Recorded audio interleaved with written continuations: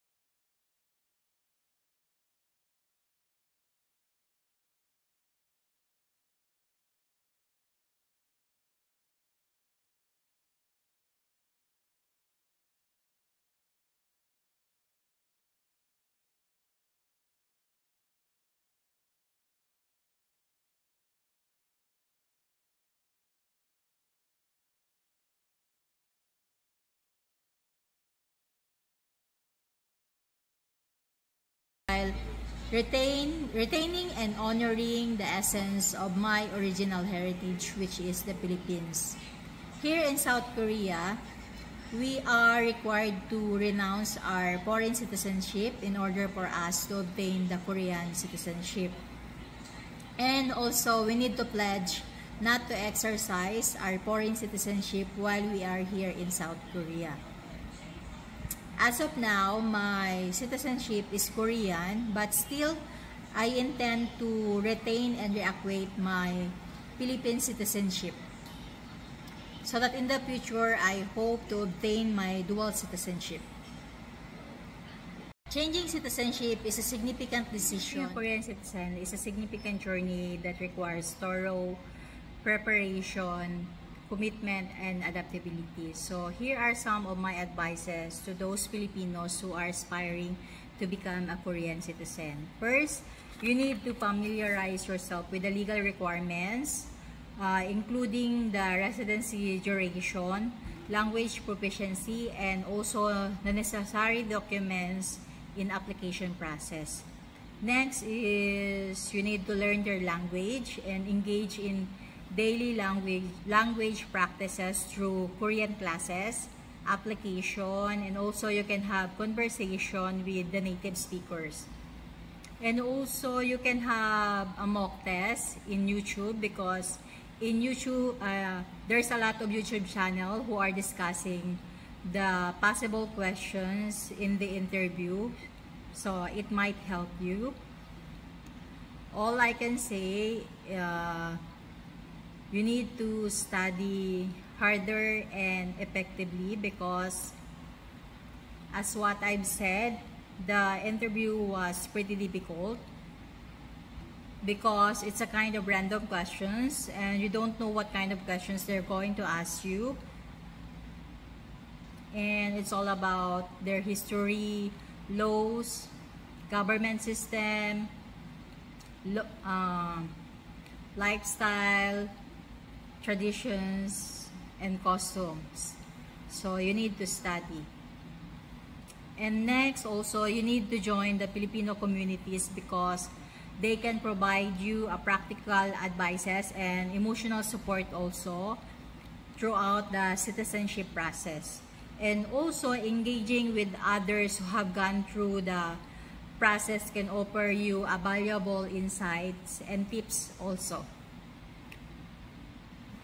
Because in Facebook, there's a lot of Filipino communities that can help you. And also, there are some instances, if you have some questions, you can ask there. Those group are really accommodating, and they were going to answer your questions based on their experience also. And next is you need to stay patient and persistent, because we should understand that the process is long and challenging, but patience and persistence are the key to overcome the obstacles. Actually, based on my experience, it took me 2 years to complete the process.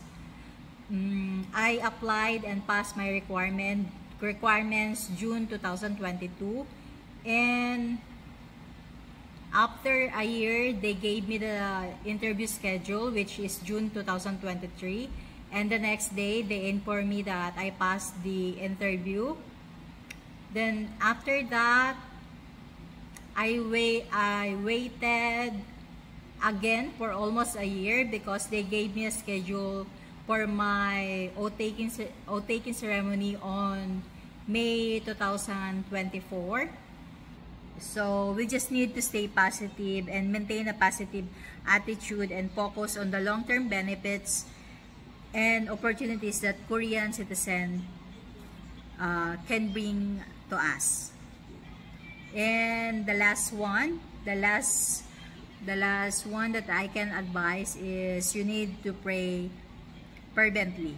According to Isaiah 60:22, when the time is right, I, the Lord, will make it happen.